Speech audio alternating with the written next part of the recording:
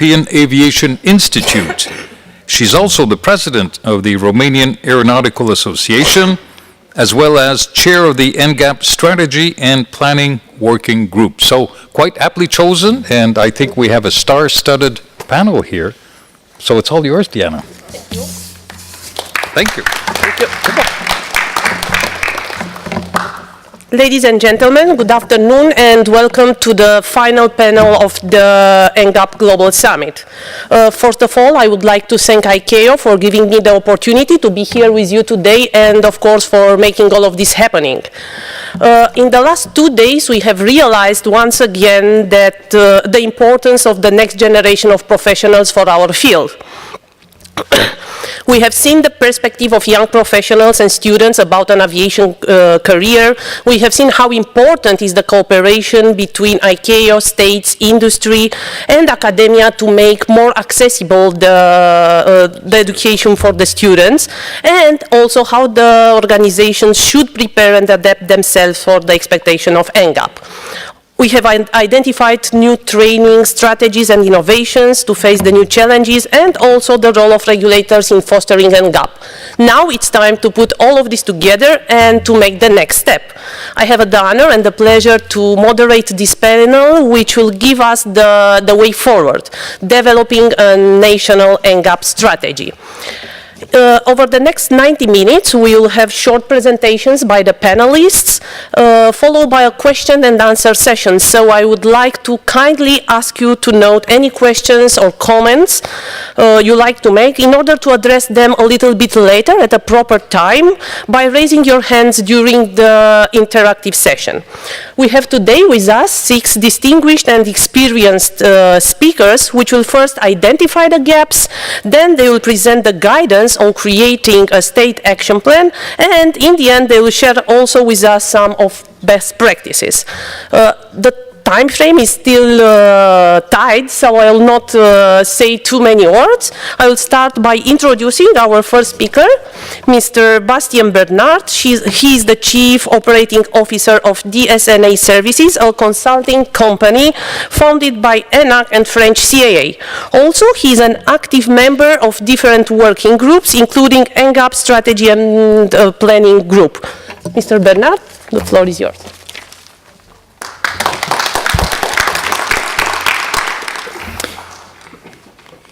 Thank you. Thank you, everybody. I would like to say, first of all, ladies and gentlemen, boys and girls, I'm really honored to be here in this NGAP Summit. I think that we've had very interesting speakers and great discussions since yesterday. And I would like also to congratulate ICAO for the organization and also for some very interesting initiatives like the speed mentoring, for instance, like the application, which is very, very practical, and also the live streaming on YouTube. I know that at this time right now my wife is watching the presentation live from Paris, and I would like to say, darling, I confirm you that I'm gonna pick up the kids at school tomorrow at 4 p.m. So don't worry. Thanks. It's much cheaper than a long distance school. Thanks. So I've got about 15 years of experience in the civil aviation industry as an air traffic controller, as a project manager, consultant, and C-level manager. I've been for about 1 year the chief operating officer of, let's say, the French TCB. And today I would like to bring to your consideration the consultant's perspective regarding the NGAP strategy. First, do we need this kind of strategy? Yes. To my point of view, yes. Because an NGAP strategy can be very challenging due to the size of this initiative. That can be very, very large. A lot of different professionals involved in this. Then the second point, the second challenge is the inertia. We know that it takes a lot of time to train highly skilled professionals. Then there is an issue with the sustainability. We don't want a process just to last for a couple of weeks or a couple of years. We want to last over the years.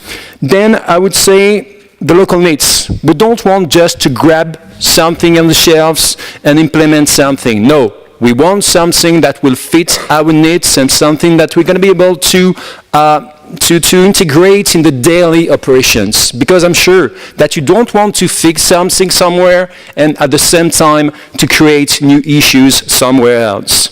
So for all these reasons, I think that we definitely need a sound planning process and also a methodology. The one I suggest as a consultant, the first is a diagnostic. Where are we today? What are the current capabilities retaining the process of attracting, educating, and retaining people? This is where we are today. Then the second step is, where do we want to go to? The objectives and also the prerequisites. And at the third step is bridging the gaps by defining an action plan. So I suggest we apply this process to attracting and retain and educate. And I would suggest to consider attract and retain at the same time. And this is a reason. Your company, your administration, your organization is more or less like this bookshop. This is one of the oldest in Paris. Very nice shop window. Let's say you walk in the street, why would you enter this bookshop? Because you like books, because you like English books, because you like Shakespeare, because you like the shop window. This is exactly the same with your organization. People will be attracted by your organization because they like what you do, they like your reputation, they like what you sell. People want to work for Airbus because they like planes. They want to work for Nike because they like sneakers, they like sports. This is the same. Then, let's say you enter the bookshop and you discover that it's a hairdresser. What could be your reaction? You're going to be disappointed. You might tell your friends, your family, your colleagues, don't go into the bookshop. You're going to be disappointed. So, with your organization, if people enter your organization and if they discover that from inside it's not what they expected from the outside, they will be very disappointed and they will not stay. So you will not be able to retain these people even if you have very good power of attraction. So I suggest to go further into details regarding the gap analysis. Regarding attracting people, the key question, the one I suggest is, do we need to attract people? Yes, we need all the time to attract people. I studied at the MIT Sloan Business School. Do you think that MIT has to attract people? All the time. Because they are in competition with Harvard, with Stanford, and other universities around the world. And we've been talking about ENAC. Do you think that ENAC, the French Academy, don't have to attract people? All the time, because we want the best. So, we are in competition. So, some questions, do we lack people? Yes, but how many? What profiles? What are our recruiting capacities? And why are we better than the competitors? Think about this. We all are in competition. Even if you are not a company, a private company, if you are an administration, you probably compete with another administration. My service competes with this service. My department competes with that department. So, and I want the best working for me. Regarding retain, and again remember that we should consider attract and retain at the same time.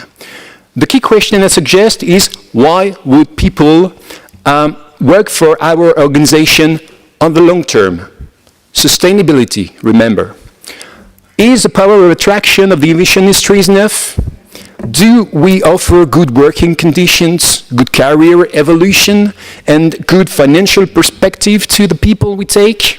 What about the reputation? So, with these questions and with other questions, you will be able to define where you are today, where you want to go, and regarding how to bridge the gaps, I can give some very quick orientations. Implement a marketing strategy and implement a career and competency management strategy. Now, what about educating? the key question I suggest is, how can we educate efficiently people on the long term? Education has no price, but it has a cost. I repeat, education has no price, but it has a cost. So we need a business perspective for this, a business approach. What are our training needs? Do we have the financial and the human resources enough to invest in the training program? Can we take benefit of the new technology? We've been talking about CBT and other technology. If this, for me, is it a good investment? I need to have this in mind when I consider the different strategies for this. Do we educate in-house or do we outsource the training program? Again, this is a very, very interesting question because you want your system, you want to implement something very sustainable. So, in this case, I suggest to tie partnerships with industry and academia, and also to implement a knowledge management strategy and to have a cost-benefit oriented strategy. My last takeaways for this presentation. An NGAP strategy requires a lot of different stakeholders. My advice is involve all the stakeholders. I'm sure that you don't want to create bottlenecks. I'm sure that you don't want to recruit 50 people in 2017 if your training capacity is only 10 people a year. So involve all the stakeholders collaboratively, and I would say define a high-level strategy based on the national needs, exchange as much as information you can regarding the needs, and try to contribute together to meet the objectives you define. To conclude the presentation, remember also something very important. What worked yesterday might not work today. And what works today might not work tomorrow. We've been talking about the generation expectations. They are not the same. So also in the NGAP strategy, when it's time to implement something to attract, educate, and retain people, keep in mind that you have to keep reinventing yourself. Keep reinventing yourself. Thanks.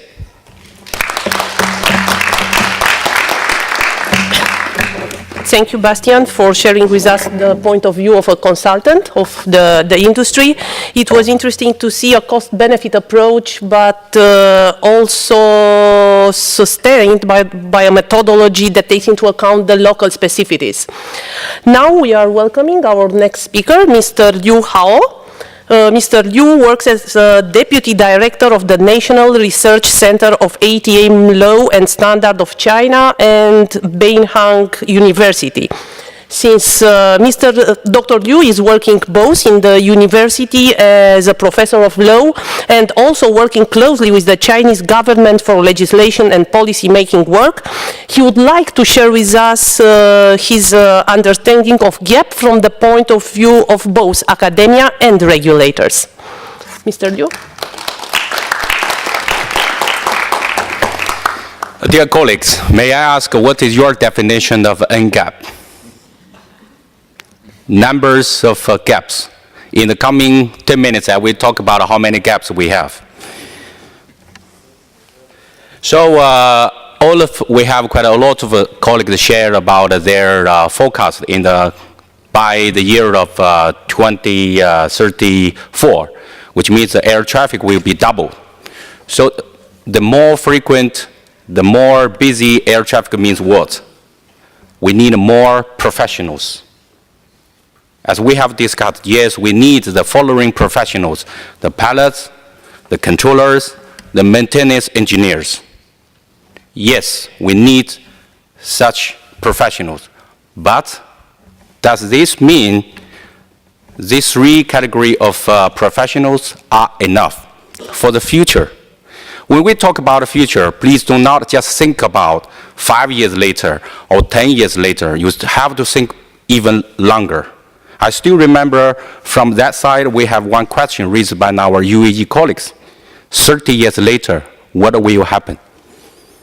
So at least for the pilots, we will have a UAS or the APAS to be integrated in the airspace, which now the majority are still the manned aircraft.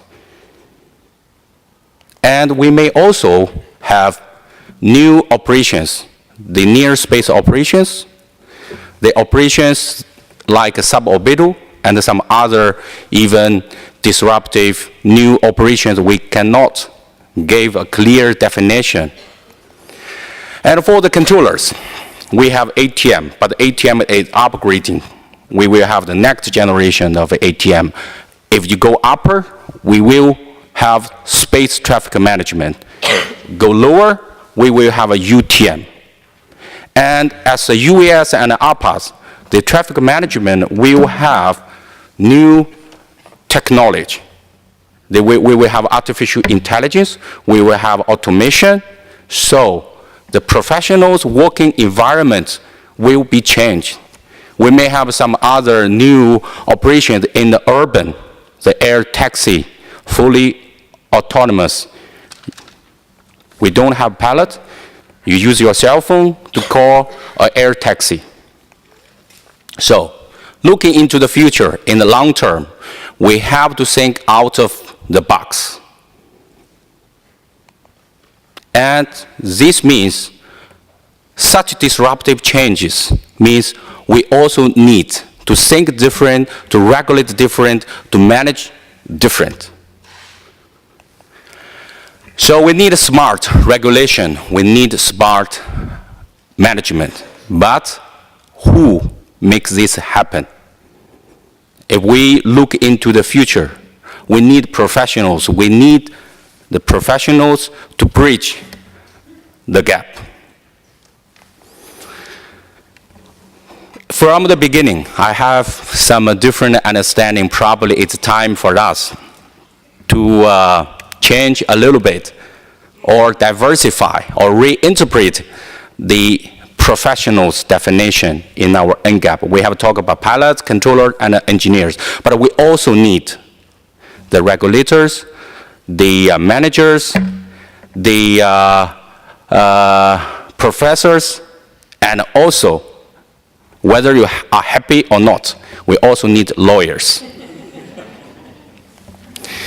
So these are the, well, if we have the new version or reinterpreted definition of professionals, that means we have an even bigger community. We are providing more attractive, more potentials for our young generations. They will not just focus on the three categories. If their health situation is not fit for fly anymore, they could still work as a regulator, they could still work as managers, and the working environment will probably even more comfortable. But how to make these people, how to make the young generation to get ready? We have two keywords, training and education. But do you think our training and education are ready? This is the biggest gap we are facing. For the training is quite a regulation and standard-based.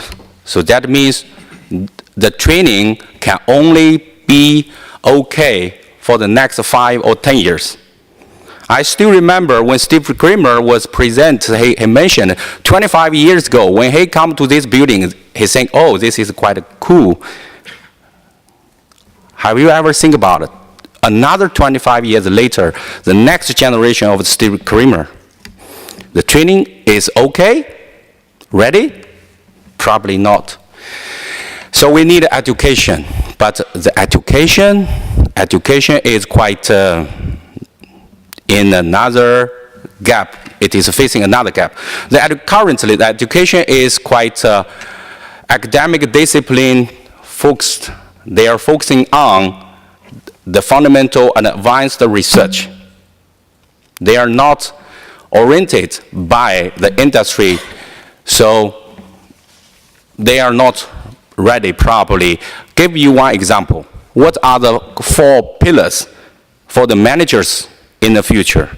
According to my understanding, we need the following 4 pillars: the law, the business, the management, applied science and engineering. But can you imagine we put all these 4 blocks together in one school in the university? No way. No way.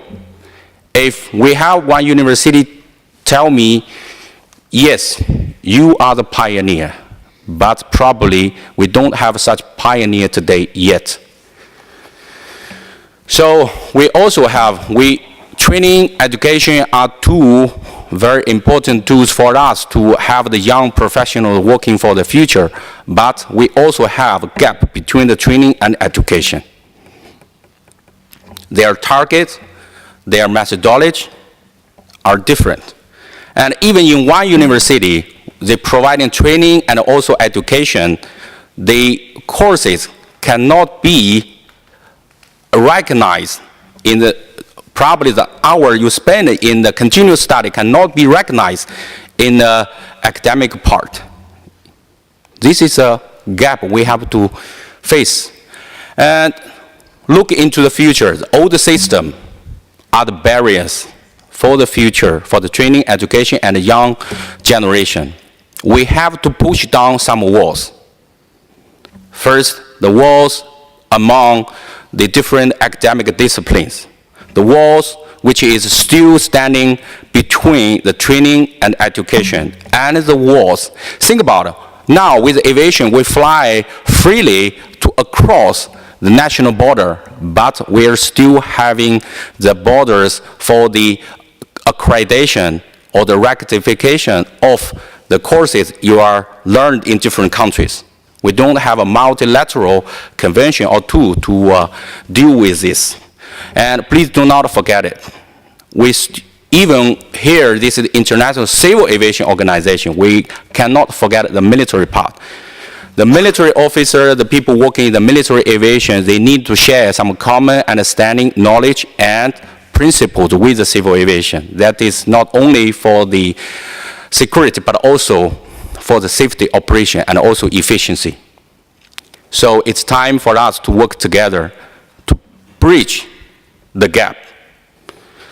Well, before I go to the organizational perspective, I would like to suggest we have another new interpretation of PPP. That is a professional project.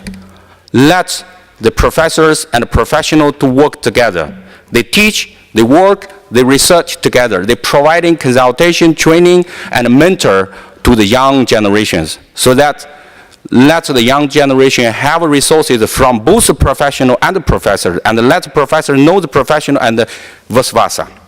The gap between the education and the training could be easily to be resolved. Organizational level, this is kind of a request. I hope that ICAO, as a UN special agency in the aviation, could be the focal, could be the forum to let the international community to work together to bridge the gap, and together with other UN agencies like UNESCO, ICAO, and UNWTO. So together, we could shape the world, not in this way, in another way, that is from the monkey to the Homo Deus. For the network, I would like to suggest one International Academy of Aviation Education. These could work together under the support or the endorsement of an International Civil Aviation Organization to bridge the gap. Facing the new era, I would like to call our colleagues to come and work together to be the founding mothers and the founding fathers of IAAE. We work together, shaping a new world, a more safe, safer, and environment-friendly new aviation world. Thank you.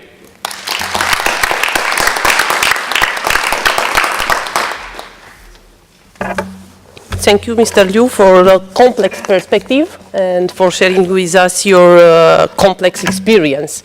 I'm sure that this 2 points of view, more than 2 points of view, will help us on our pathfinding work. Now I would like to pass the floor to our next speaker, Mr. Juan Tomás Burgos, Director of Academia Superior de Ciencias Aeronáuticas from Dominican Republic. Mr. Tomás is an air navigation specialist with more than 20 years experience. He worked as an air traffic control national manager in Dominican Republic, and now he chairs the ICAO NACC CATC working group, and he's also elected he's an elected member of the Train Air Plus program steering committee, from where he continues to contribute to the quality of training in aviation. Mr. Burgos.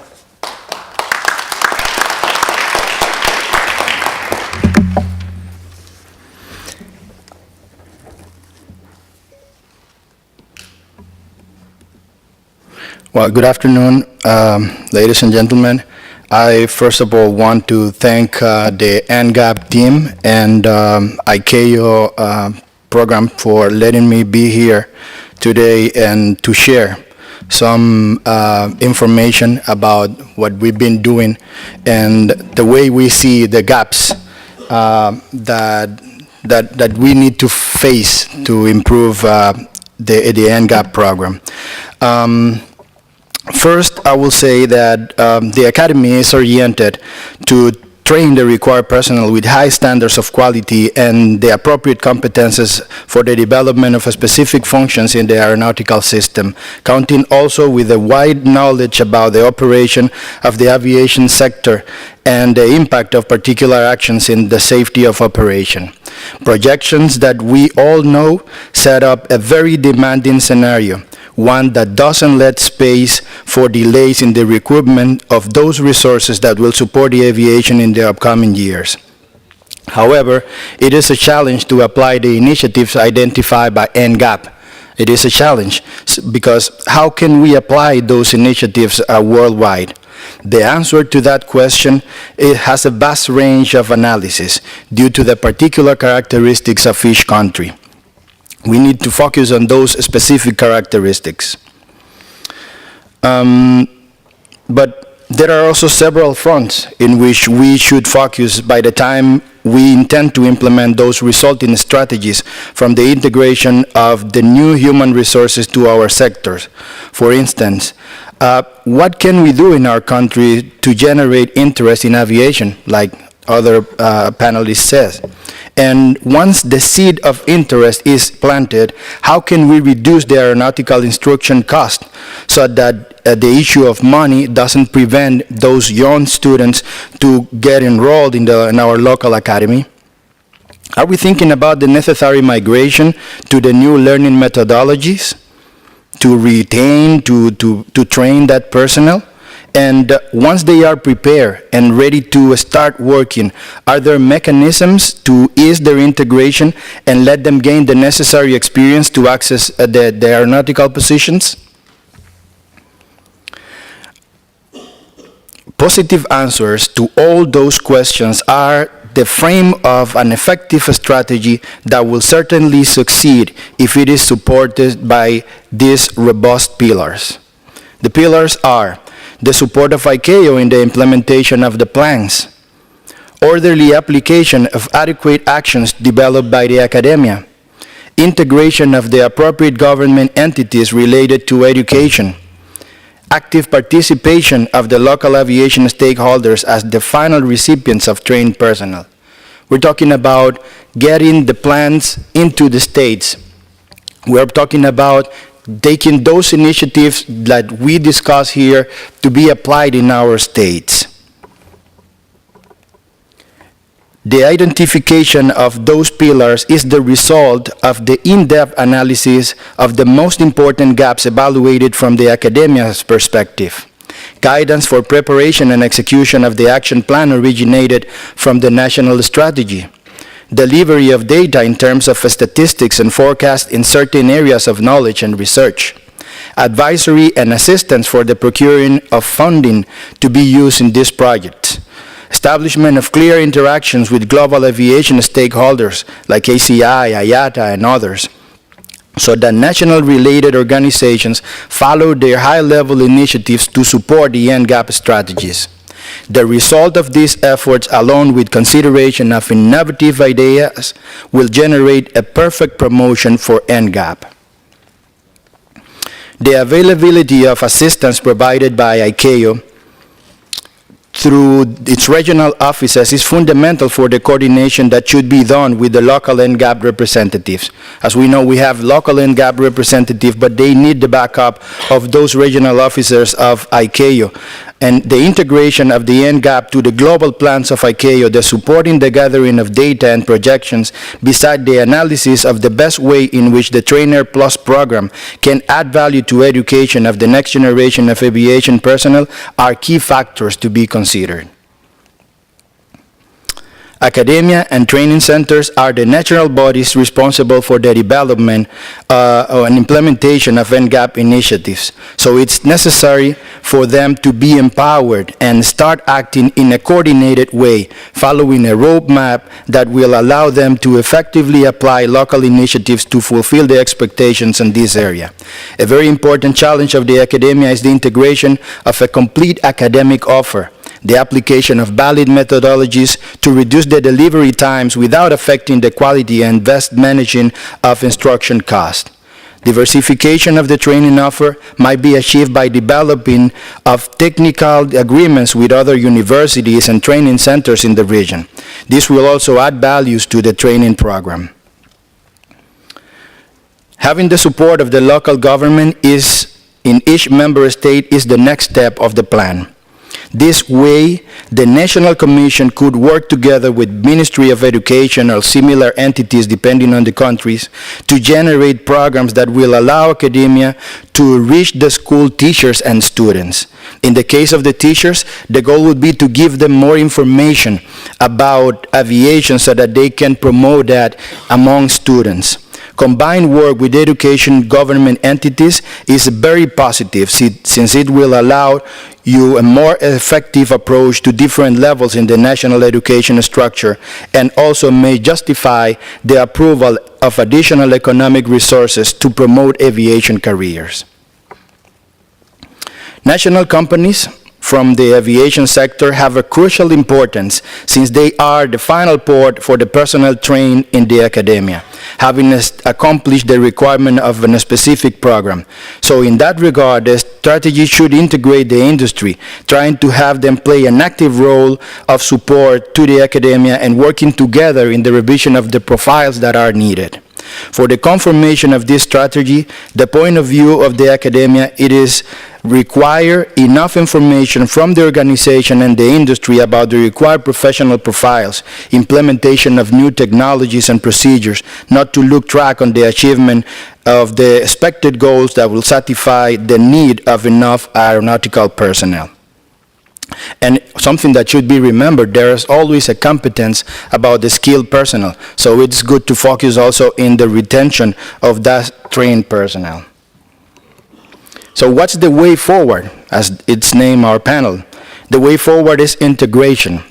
This diagram shows the areas that should be involved in the preparation and implementation of the strategies to promote aviation and generate an increase in trained aviation personnel. Member states, assisted by ICAO regional officers, will locally implement the NGAP strategies in coordination with national government and industry. This slide is about the local framework. This slide shows our idea of how the national NGAP commissions receive inputs from NGAP team, the ICAO regional officers delegated for this subject, and the management of the local training center to apply the strategy in the state. To do this, they will have to interact with the Ministry of Education, universities, and schools, the media, and other organizations that promote education through book fairs, exhibitions, etc. The final result would be the list of selected candidates to participate in training.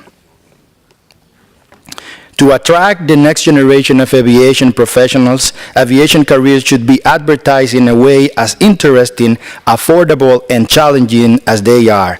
The public perception about the investment in aviation careers should be improved. As a conclusion, I think that the best way for the attraction, recruitment, and training of personnel for aviation is the development of a strategy that considers all the aspects that we have described, having the advisory of ICAO and the support of the national government. This will guarantee the best results in time. And finally, something that I've seen during this meeting is that we can start promoting aviation because our own children, they will be the next generation, or they will be part of the next generation of aviation professionals. And that I can show with my daughter Amanda in this picture. So thanks a lot. Thank you.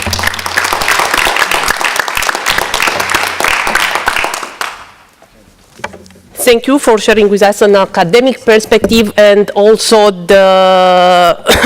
and also how you see the next steps in developing an NGAP strategy. Your presentation leads us very well to the next part of our panel, developing a national NGAP action plan, where I have the honor to invite Kirsten Riensema. She is an air navigation commissioner to the ICAO. She has over 25 years experience in both the operational and regulatory areas of airport and airline operations and safety and risk management. She's also one of the most active members of the NGAP strategy and planning working group. Kirsten, the floor is yours.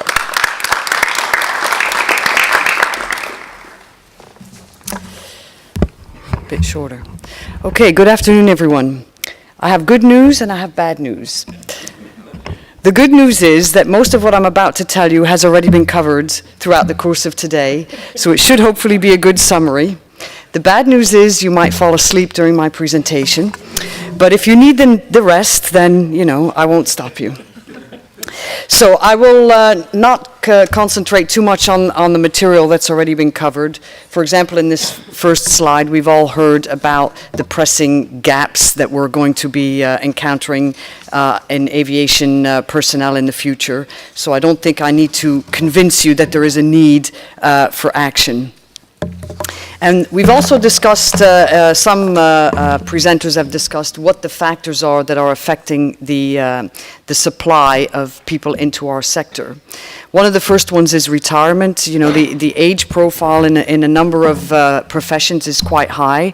And I know from my own experience in my home organization, the UK Civil Aviation Authority, we have quite a few people within the authority who are very near to retirement age, and they have very specific expertise that doesn't grow on trees.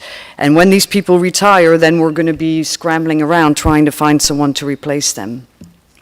We've also heard about the growth of the aviation sector, and it's estimated that by 2034, passenger and freight traffic is expected to be more than double that of 2016.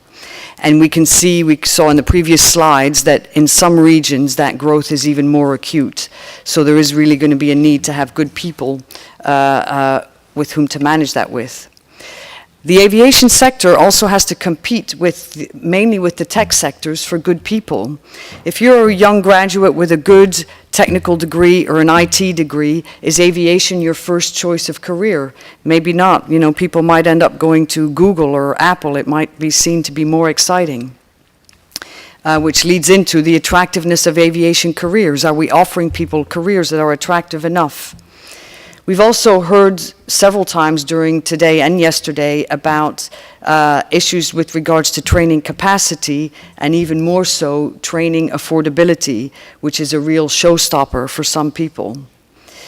And then something that I call the awareness of the richness of aviation careers. And by that I mean, and we discussed this a little bit yesterday as well, people always think pilot, you know, that's sexy. Air traffic controller, that's exciting. And then people might think of cabin crew, and then it sort of tails off. You know, people don't necessarily think of airport manager or maintenance technician or any of the other careers that are out there. For example, you know, we're really going to need people who are very good in cybersecurity in the future, especially with all the new navigation systems that are coming online, people that understand satellite technology. We're going to need remote pilots, which is a slightly different skill set to a pilot that sits in the cockpit in the air. And we're going to need creative thinkers to define unmanned traffic management systems, as Dr. Liu spoke about.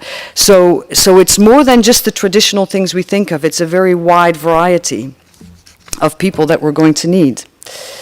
So why is intervention necessary? And one of my colleagues had asked me this, because he said, is it not just a supply and demand issue? In other words, as we get short of people, then organizations will have to attract people by offering higher salaries. That will then want people to want to go into those fields, so therefore the schools will have to respond, etc., etc. And if you look at it from a purely supply and demand point of view, that's true, and that probably could work. But the problem is we would then have a lag. We need to maintain the supply chain.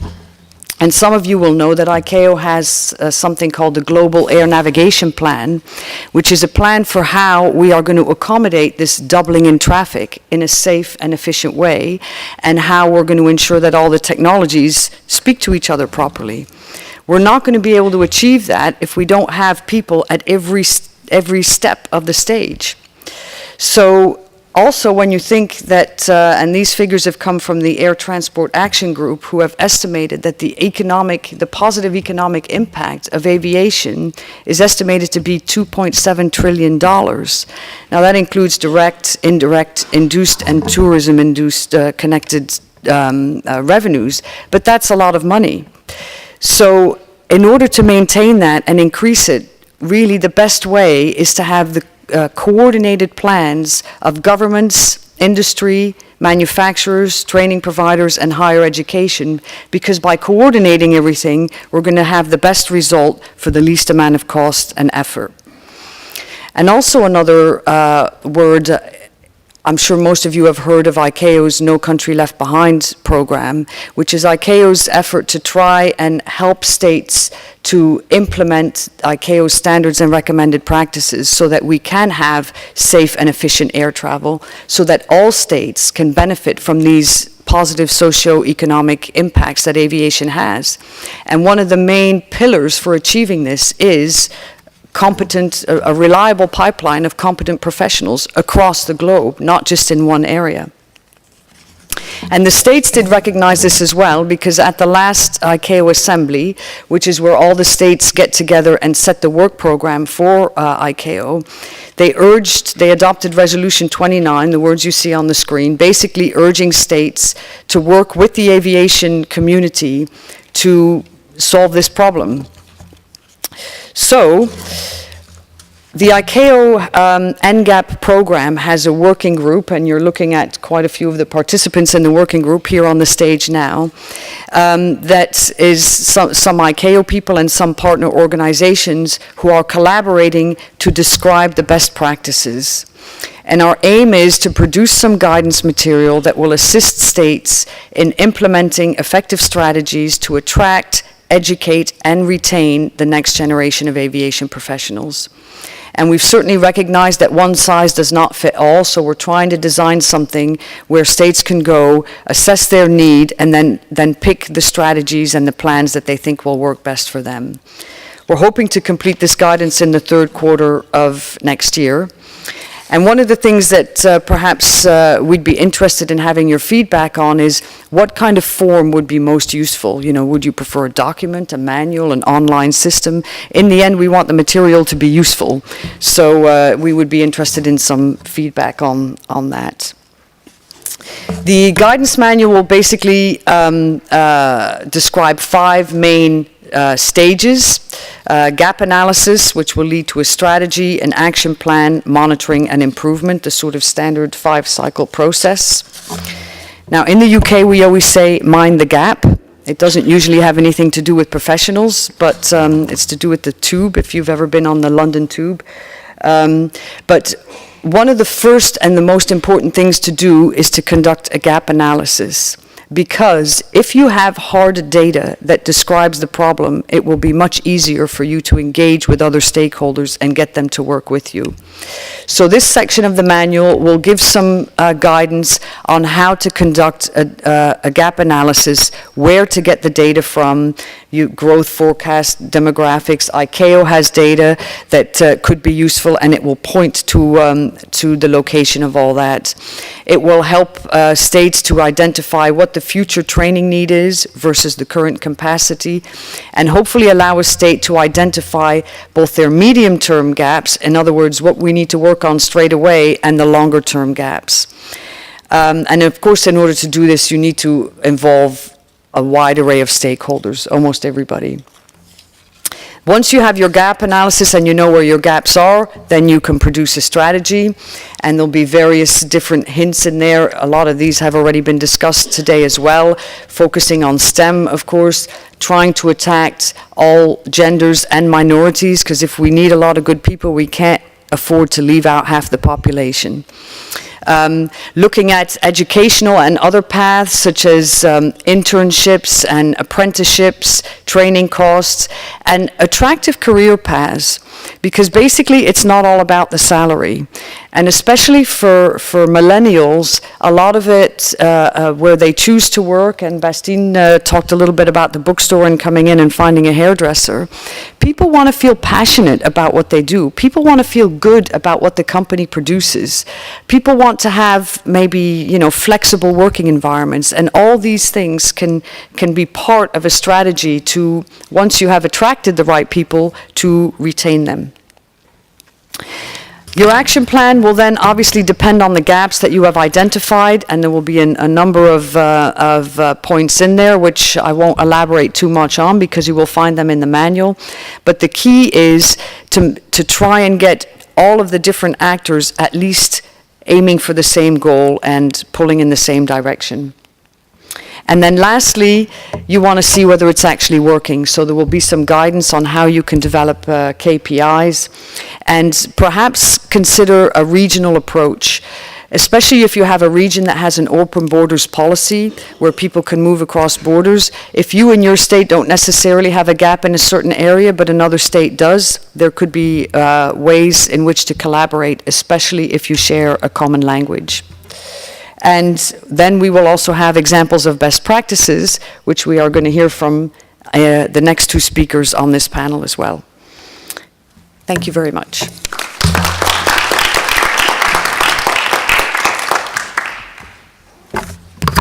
Thank you, Kirsten, for underlining once again why there is need of an action plan and how ICAO's NGAP program attempt to assist the states by developing a tool which will help them to face the new challenges, the challenges of the next generation of aviation professionals.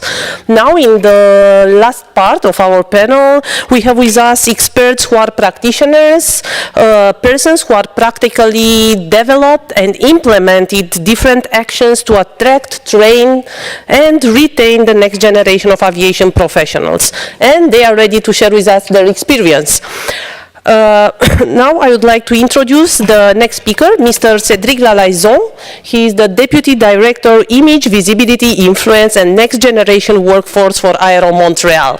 Cédric set up a lot of innovative and high-level campaigns to connect schools and the aerospace world, but I will not give you too many details. I will invite him to tell us more about that.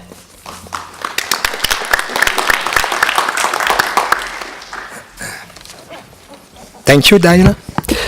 It's very scary to be in front of you like this, especially for a French guy like me, with a very good speaking language like that. So I will just start with a few history. My story, I'm from France, as you can see, and my father was a technician in aerospace, and he gave me the passion of aerospace when I was a young boy. And now I am very lucky because I have the opportunity to share this passion with the schools and the young people in the university. So it's what I do in the life, and I'm very happy because when I wake up every morning, I say, oh, I have to share my passion. It's very easy. But just get back to Aéro Montréal. So Aéro Montréal is the association for aerospace. We are the aerospace cluster in Montreal and Quebec region.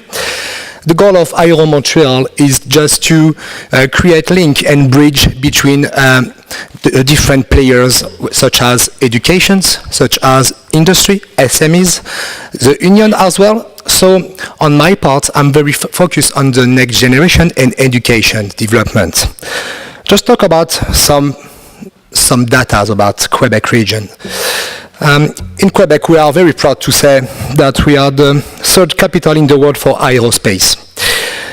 There is a high concentration of the industry here in Montreal, especially. We are very proud to say that in a 40-kilometer radius, we are able to build an aircraft here in Montreal. So we need a lot of technicians and people to work in our industry. But, because we have a but, there is some, due to retirements, as we said on the first part, we have some issues and democratic aspect as well to attract more and more people in our industry. In the last week, Bombardier just sent some jobs to 1,000 people, and they're looking to find 1,000 people in their industry.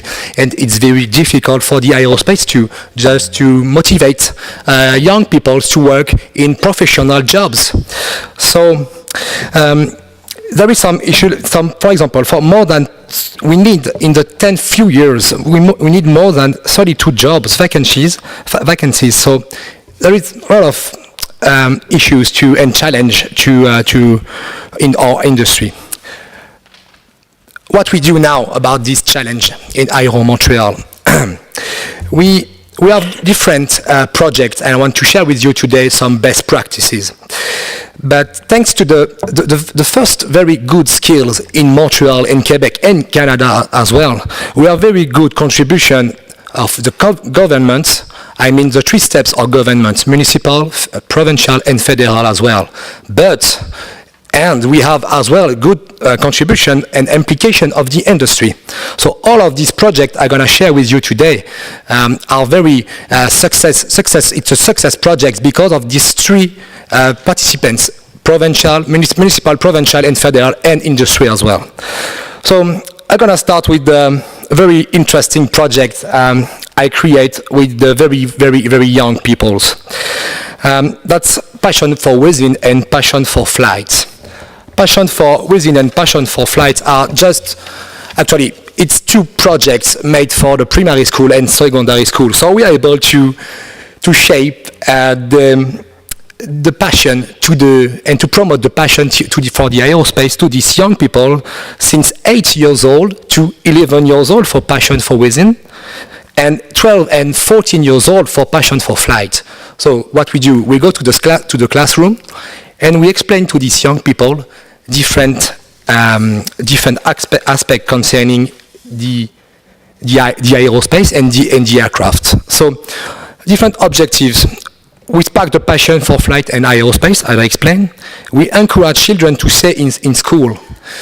In Quebec, especially in Quebec, we have different difficulties about the drop and the kids dropping in their secondary school. 21% at 24% kids drop the school in the secondary level. So it's a big issue for us. We have to inspire as well the students, and thanks to the STEM, to pursue career in aerospace. And when I go to university and to the school, I can see people and young people, and they said, STEM are very boring. So we have to create the gaming spirit. We have to create the gaming aspect to these young people. Through the STEM, through the mathematics, through this sort of program, passion for flight and passion for within, the children are able to play and to learn by playing. It's a better way to learn, in my opinion. And finally, as I said, Quebec and Montreal is very famous for the industry, for the aerospace industry, and we have to raise awareness about one of Quebec's key sector. It's very strong to attract young people when the parents say, okay, you don't have to go on that industry because it's not secure, because you're going to lose your job. So we have to promote the good news to the young people and to say, you're going to work in the passionate industry, sorry.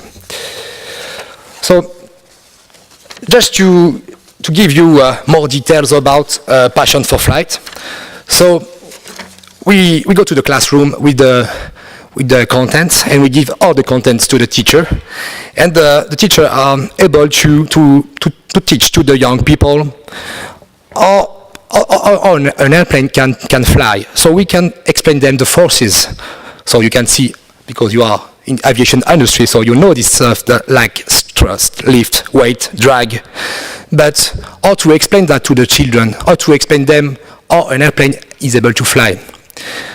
You are able to, at the end of the course, to create a real aircraft with a paper, a short paper. So it's very, very less, not expensive for the classroom. And for the second level, because I said it's always as well for the secondary school, we create a second type of aircraft. So it's more sophisticated. The parts are made with wood, but the content at the end is the same.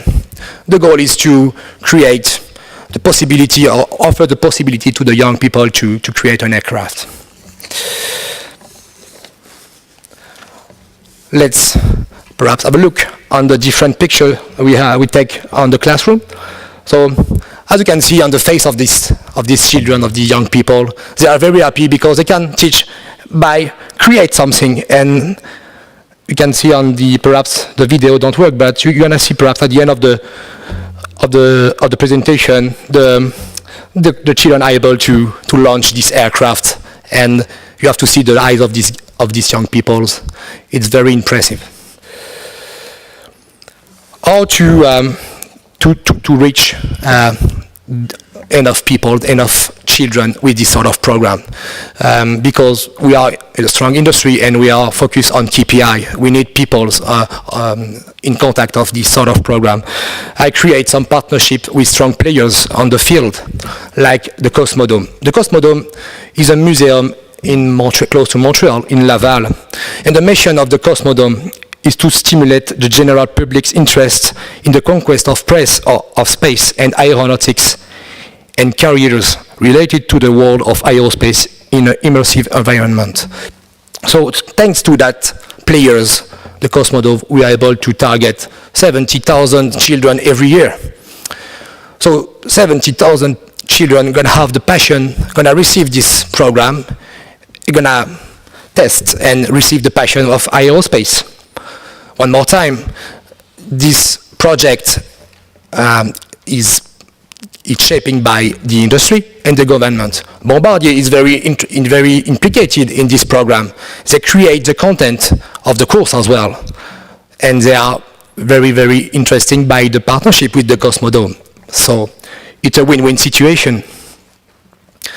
The second level, because I just speak about the young people, and I finish at 12, but we have other projects like this one, AeroPortal.ca. It's a website we create 2 years before, just a website to have all the information on education program, schools, and just to explain the aerospace sector to the young people and perhaps to the 15 years old to the 18 years old. It's just to explain them, okay, you have to go on that school if you want to become an engineer or if you want to become a project manager in aerospace. We are very focused on the social media, because you have to speak the same language of the young people.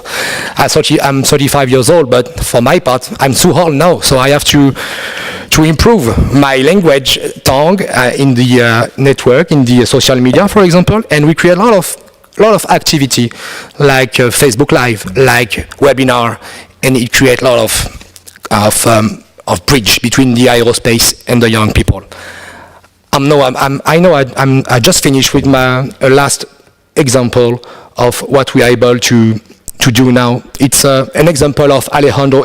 It's a very interesting story. Alejandro received the passion for fly lesson in classroom.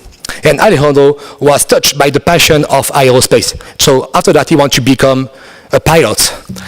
And because he received the pilot passion, he wanted to create for Halloween his own costume. And you can see the costume of Alejandro just after that. Unfortunately, he didn't win the contest for Halloween. So we give them some gifts, and we give him some tickets for the Cosmodome. So that's a strong example, in my opinion, to say with this sort of project in the field, you can touch the heart of the young people like him. Final slide. It's very important to perhaps, and it's a message for the young people. You have to follow your dream, and you have to dream big like Alejandro to become a pilot if you want to become a pilot. And if you want to touch the star, if you don't succeed to touch the star, perhaps you can have the moon. So that will be my final word. Thank you very much.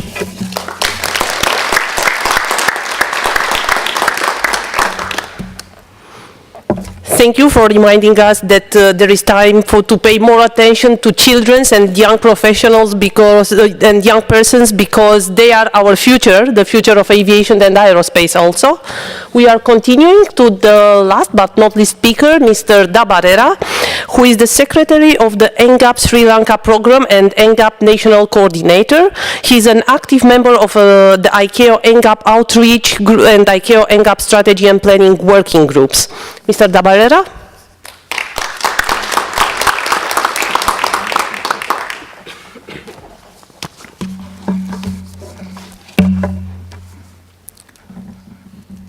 Praise be to God. Good afternoon, ladies and gentlemen. In accordance with the title, Best Practices, I'll be talking about the best practices we have adopted in Sri Lanka in line with NGAP program. We will start with the short video clip introducing Sri Lanka and our aviation statistics in brief.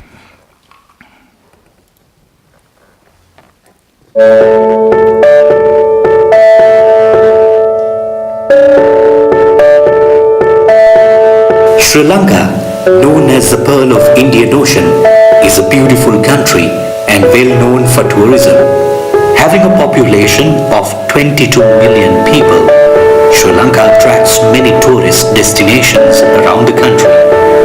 Aviation industry of Sri Lanka contributes quite significantly to the economy of the country. Sri Lanka possesses 2 international airports along with 13 domestic land airports and 15 water aerodromes. For the last 7 months ended on July 2017, there have been 5.4 million passenger movements and cargo movements of around 142,000 metric tons. Sri Lanka also facilitates 8 flying training schools and 2 aviation training academies. With this, we cordially invite you to enjoy the presentation on ICAO NGAP Best Practices.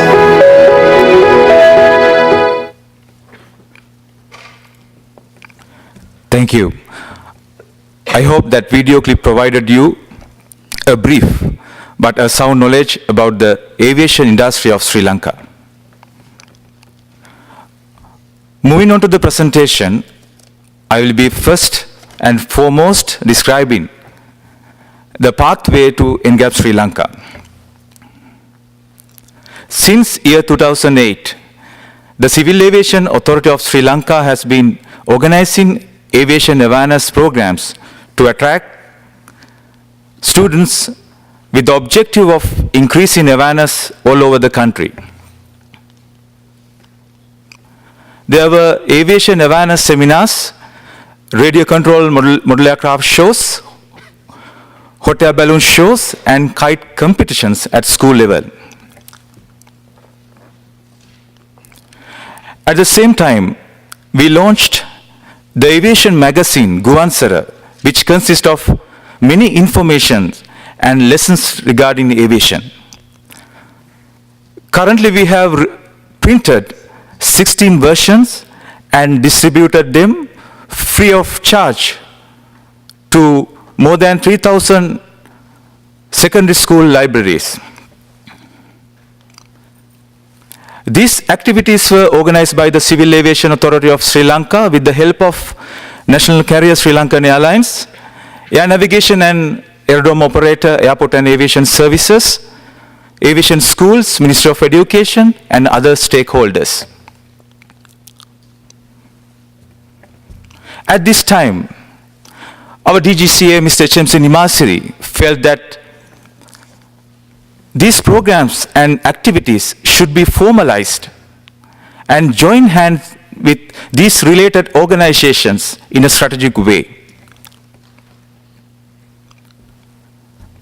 At the same time, it was highlighted that Asia-Pacific region had a massive demand for aviation professionals when compared to the other region. In such a condition, both inside the country and outside the country, we identified that a wonderful opportunity that was being arisen to initiate NGAP program in our country.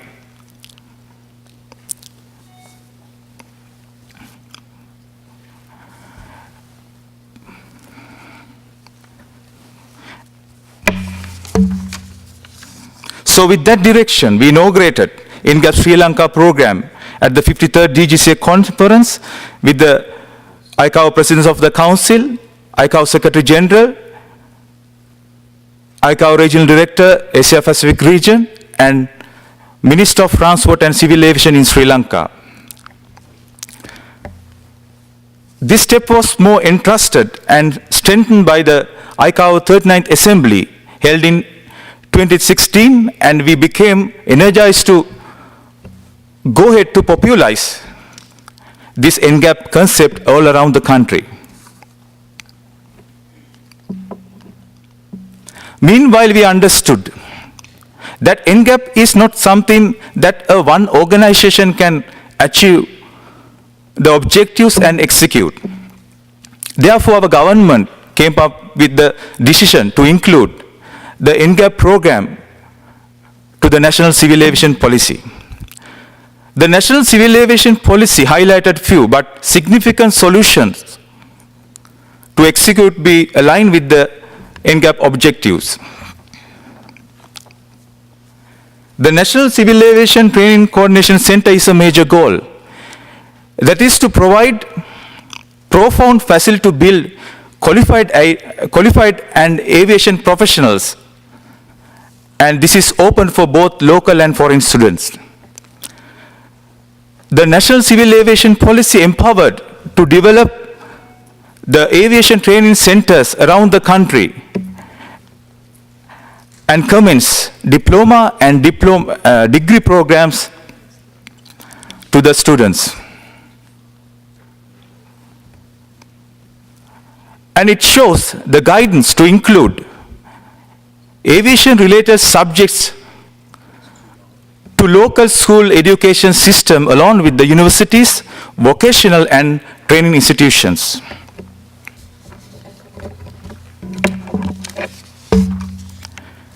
In order to carry out NGAP strategy around the country, it needed a solid team of experts to hold the office to streamline this.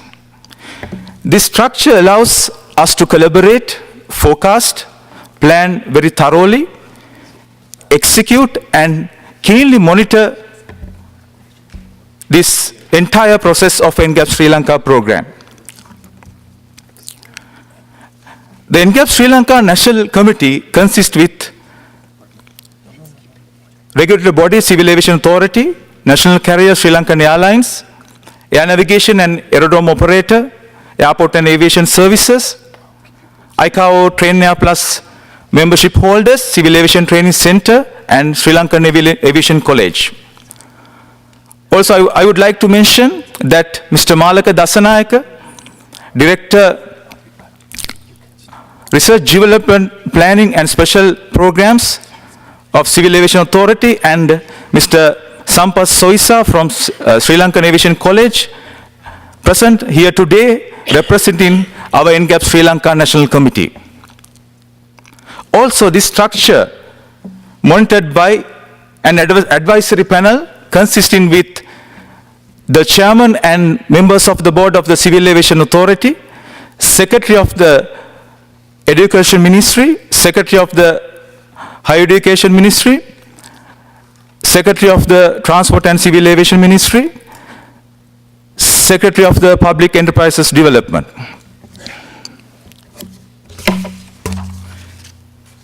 The NGAP Sri Lanka drives upon these values, respectively. We collaborate strongly, perform forecasting.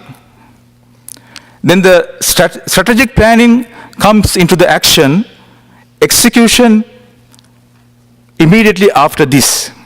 This process is continuously monitored to deliver effectively and efficiently output to the country.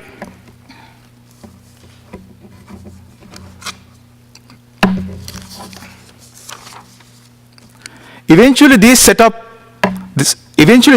immediate outputs were planned to achieve in the recent future to step out the NGAP Sri Lanka program. Currently, these immediate outputs are in action: forecasting, Master Action Plan, NGAP Sri Lanka Guideline, Annual Work Plan, NGAP Sri Lanka website.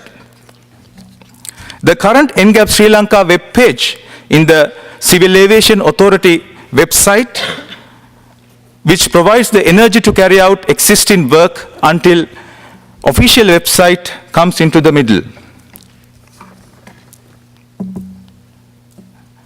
The Civil Aviation Authority has selected number of 26 graduates from the universities, and they given a comprehensive training about the aviation contest over 1 year period, and now they successfully operate Civil Aviation Authority as a civil aviation inspectors and assistant managers. Also, we carried out airport familiarization course for university students to increase their knowledge and interest in the aviation industry. Also, we use social media and national TV channel to enhance awareness and reach the relevant audience to attract for NGAP. Also, we have to mention sudden visit of Captain Shastra Vice. We organized the very wonderful welcome ceremony last July. NGAP Sri Lanka targets: produce a well-skilled force of aviation professionals, develop highly standardized training center for aviation professionals, fulfill the regional and global industry aviation professionals and aviation center requirements with the excess capacity of ours. Finally, we envision to achieve these targets as an organization, as a country, as a region, also as a global community. I will be concluding my presentation with this short video clip.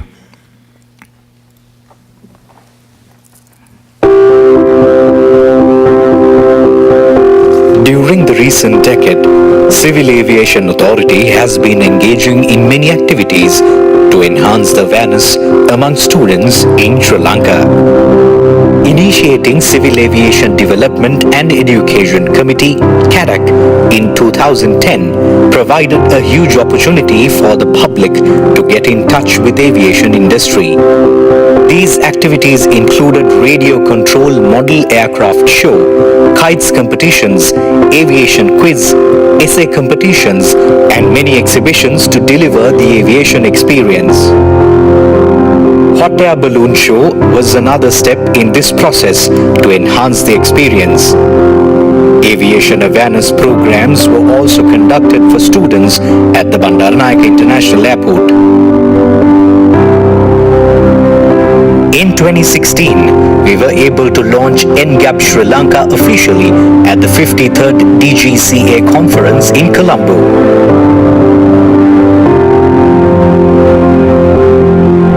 During the event, students presented their own aviation ideas and concepts. At the same time, NGAP Sri Lanka official webpage was also launched by ICAO President and Secretary General.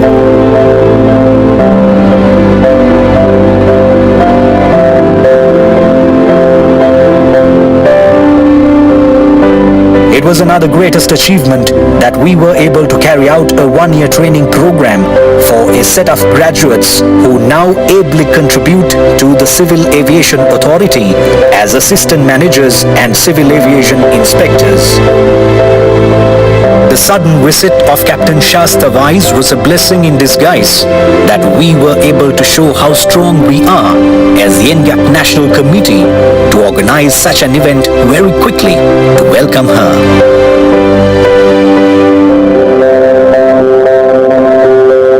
We are ready. Yes, we are ready now to move ahead by embracing the ICAO NGAP program and strategy to thrive our own NGAP force in Sri Lanka. We shall produce the professionals and skillful pilots, the versatile engineers and vigilant air traffic controllers. We shall be a shining star in the Asian skies and the global skies thereafter. Thank you. Thank you very much. God bless you.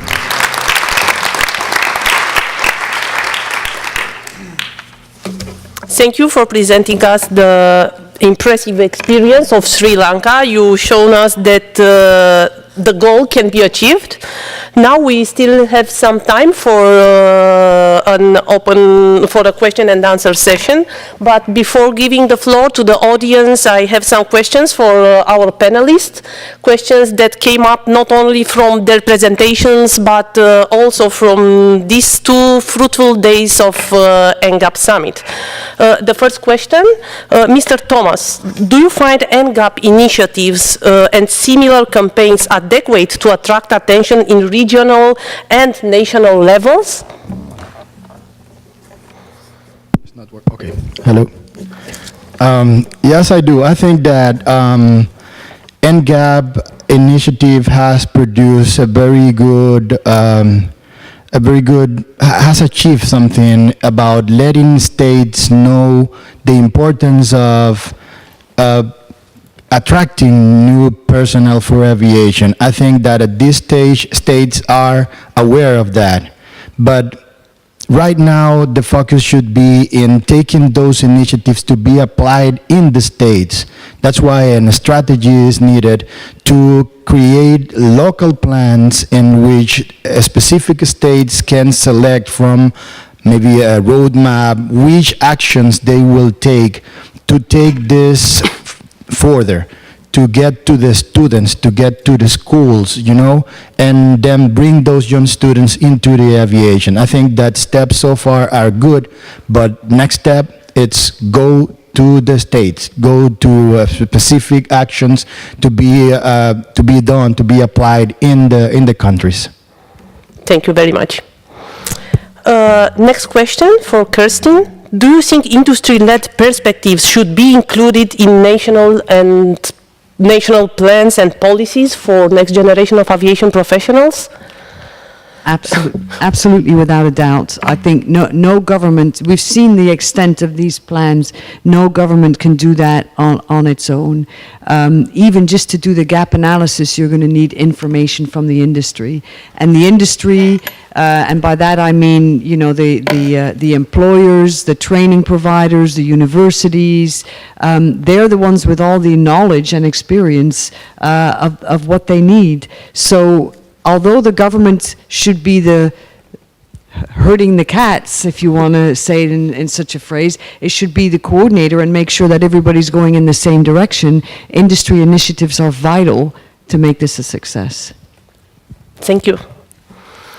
Mr. Lalaizon, from your experience, what do you think? How we can increase STEM learning and how we can attract more women in our industries? In my opinion, we need 3 points on this for this answer. The first point would be that we need absolutely a strong participation of the government and the public concerning the funding and concerning the development of the different projects on the field. But we need as well the implication of the industry for the different projects. The second part of my answer will be we have to change the paradigm of the education. We have to merge the gaming and how to learn. In Montreal, we are very lucky to have a very strong gaming industry. Why not to create some project with the gaming and education in aerospace? And finally, I want to say for for the third part, we face off a strong revolution in the aerospace sector. Thanks to the new technology, thanks to the 4.0, we're going to change our paradigm, our management in the company, in the association. The job's going to change, and the management have to change as well to attract young people and to attract more women in the different associations. Thank you very much. And Bastian, what is your opinion regarding the necessity of an integration strategy and action plan for gender equality and the empowerment of women? Big question. Okay. Well, how many minutes do you have for this? Well, let me tell you a story. When I was at middle school, let's say 25 years ago, maybe more, I don't remember. Well, the ratio between boys and girls was about 50-50. At high school, in the STEAM class, was maybe 40-60.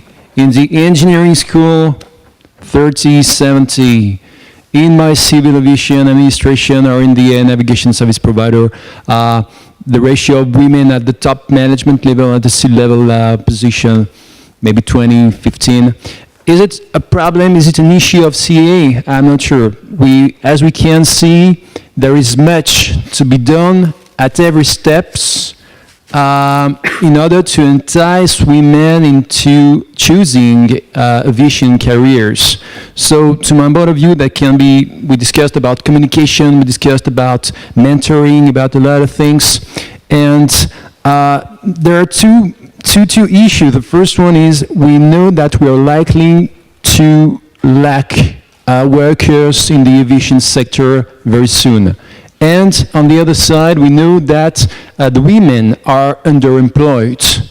Well, as a manager, I know that women can bring a lot of valuable assets to the company, and I think that it's the role of the NGAP strategy, of our role in the work group, in order to entice the states and the organization into creating a very, let's say, a very favorable environment for the women also. And I would say that, of course, in respect with the cultural and the religious specificities of the states. And I would like also to insist on the very last point. We talk about women, that's good. I think it's also the role of the NGAP strategy and the work group to make sure that the states give the same chance to everybody, whatever the gender, whatever the social origin and the religion, to make sure that there is space for everybody and the same chance. To my point of view, it's also very, very important for the future. Thank you very much. Okay, please.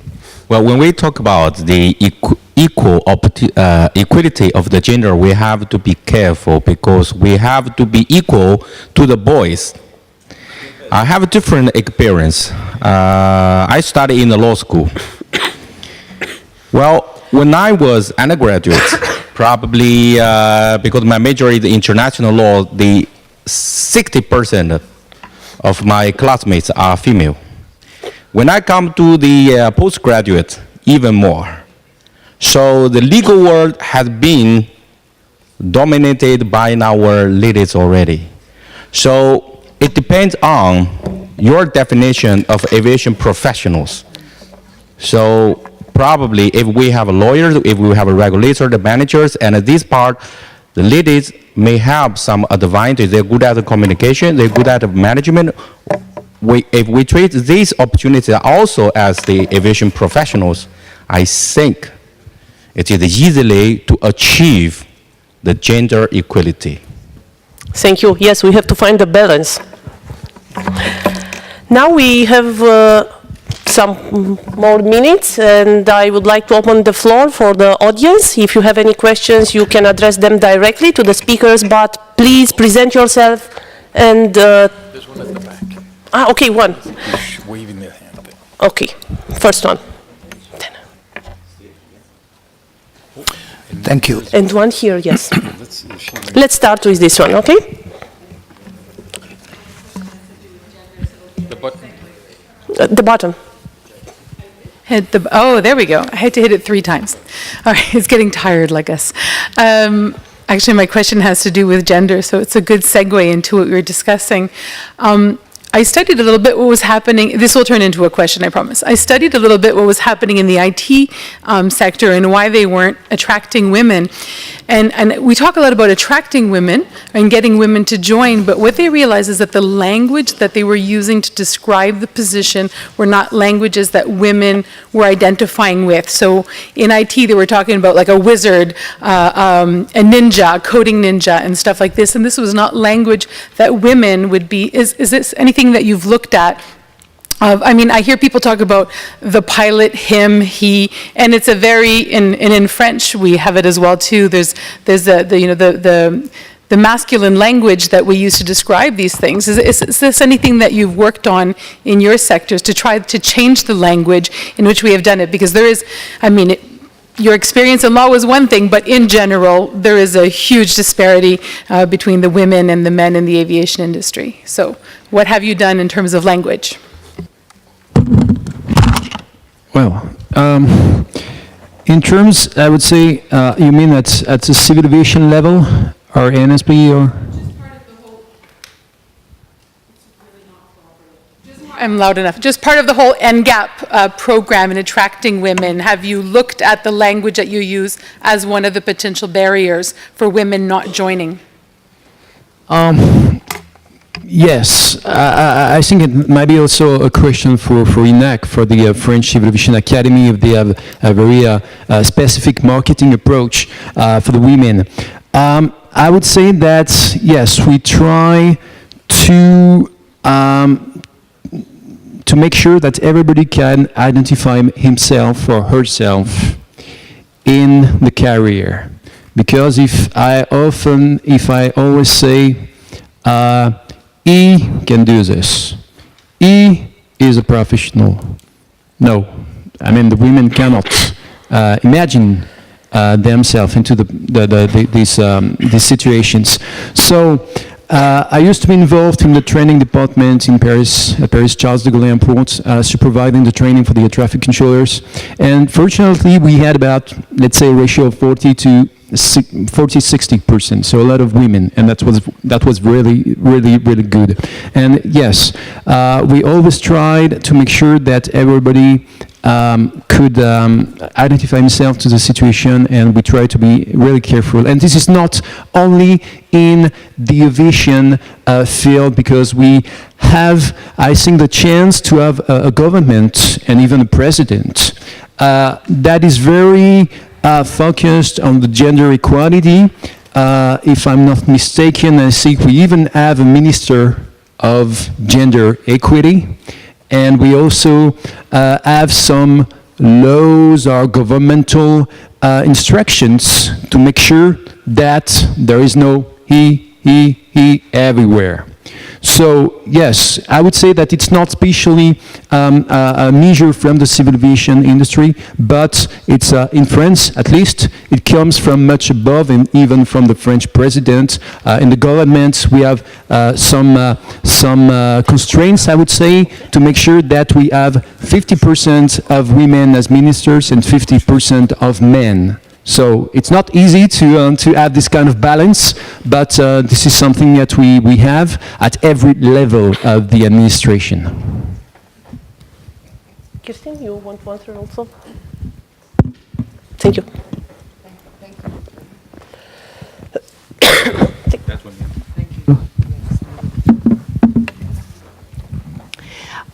I have a slightly different view in that, and maybe it's a language thing, English versus French, but I don't think, from my experience, most women, just because the job was advertised and it said he, I don't think most women would look at that and think, oh, I don't identify with it because it says he. I don't know, maybe some would. For me, it would be more about the conditions within the company and the culture within the company that once women are there, they feel as though they're part of the team in the same way, even though a job might be referred to, or, you know, something might be referred to as a he in a job description or in a procedure. You try not to do that, but I think it's more about the culture than about that, for me. Maybe the IT sector is different, I don't know. We don't use words like wizards and ninjas, as far as I'm aware. Thank you, Kirsten. It was there, one question, please. Thanks very much. My name is Tissa Aberatna. I'm a former member of the ICAO Secretariat, and at present I teach aviation law and policy at McGill University. I have a question as an academic. I think I'll aim this at Mr. Dabarera. But before that, thanks very much for the panel, excellent. And also, as we are at the end of this session, thank you very much. It was a lovely, absolutely marvelous educational experience for me. Mr. Dabarera, thanks very much for your presentation on Sri Lanka. It's very inspirational. Something you said was the first time that I heard it over the past 2 days. And that is that you said that aviation-related subjects are included in the school curricula. I think that's the way to go. Would you be able to expand a little bit on how this is done in terms of educating the students at high school level on aviation and the potential of aviation in Sri Lanka? Thank you. Yes, thank you very much for the question. It's already in that policy. Then we have to discuss in that our master action plan. So in our national committee, we have to discuss all the points we have to taken from that national civil aviation policy, and we will take the stakeholders' views, and we will coordinate with the Minister of Education, Minister of Higher Education, and take all the comments from there, and we will work together and take the action to implement. Thank you. Now I would like to thank the panelists once again for accepting to be with us here today to share their experience and their concerning about NGAP. We have seen that even if there are a lot of guests, something can be done, and this is a national NGAP action plan, and we also have seen that ICAO through the NGAP strategy and planning working group is working on a tool that will assist the states in meeting the A39 resolution to develop and implement effective strategies to attract, educate, train, and retain the next generation of aviation professionals. But also, I would like to underline once again that we have to be careful not to be trapped. We should not stop at the most obvious professions like pilots, air traffic controllers, and technicians. Aviation should be seen as a complex system that requires a lot of parts that works together. One of the most important things is that all the players in the aviation industry to realize and to accept that each player represents one of the system's will, and if one will does not work properly, the entire system will be affected. From designers to producers, even CAAs. So all the stakeholders must work together, governments, industry, academia, all of them need to involve themselves in the development of strategic mechanisms to foster the preparedness of states for the future challenges of the aviation. Also to be prepared for the future and not to fall in the same trap and in the next 10 years to be here and discussing the same problems. We have to take into account the constant evolution of this field and the future challenges that involves completely new type of jobs. Now we are speaking about areas that 10 years ago, a few years ago, were not in our minds. Unmanned aircraft, cybersecurity, cyber safety, and even commercial space travel. So who knows what the future will bring us. There is a strong need of research related to the future of aviation, and for this, academia and research centers should collaborate among them with ICAO as a partner in order to define the best possible solution for the future challenges of aviation. We have to be proactive, we have to use our imagination and to be prepared not only for the next generation of aviation professionals, but for a real next generation of future aviation professionals. Now I would like to close this panel by thanking again the panelists and all of you, not only for staying with us until now, but also for your interest in this important topic, next generation of aviation professionals. Thank you.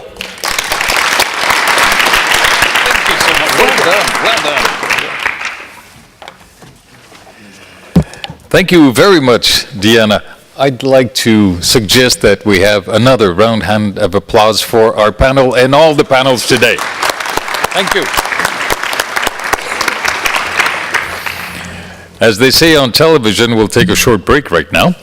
Not a commercial break. We do require a few minutes to get ready for the closing session. The Secretary General will be with us in just a few moments. We will announce at that time the results of the Model ICAO Forum that has been going on parallel to this summit for the past 2 days. So we'll be waiting for the students to come in and so on.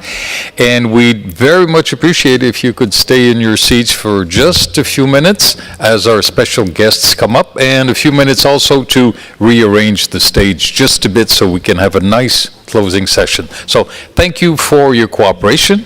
Thank you for your patience. Please remain in your seats. We are not locked.